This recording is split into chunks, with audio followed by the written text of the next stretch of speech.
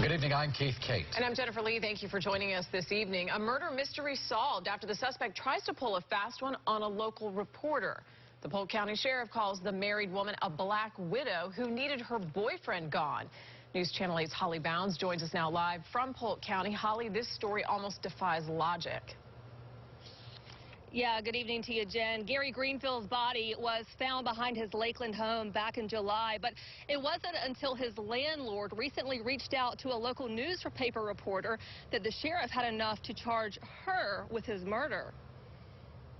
This duo dated back to when Victoria Collins was just 16 years old. He was an okay person. But the young love became quite twisted when the woman went to great lengths hiding her lover Gary Greenfield from her husband Bill. She was boxed up because they came to Florida to get away from him. She lets him come down in a rental unit. Her husband doesn't know. She's looking at this and going, this stuff doesn't add up. Somebody's got to go. Greenfield's body was discovered under a tarp in his Lakeland backyard in July. Detectives couldn't pin the suspect until an unlikely source handed over some vital information. Her hope was that the media would run this elaborate story. A Lakeland Ledger reporter left his personal number for Collins and soon got a call with a concocted story the caller predicted the paper would jump on.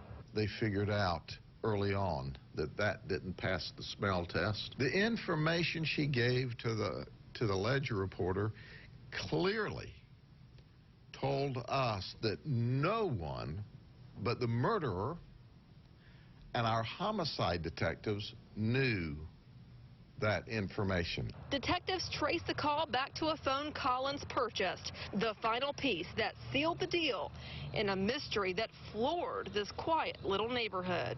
We were shocked. And the sheriff tells me there was a high dosage of Ambien in Greenfield's body, a prescription that only Collins had there.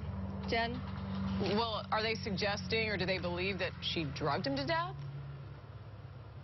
That's certainly a high possibility, but they certainly feel that she is responsible, and tonight she is in the Polk County Jail, charged with first-degree murder, no bond.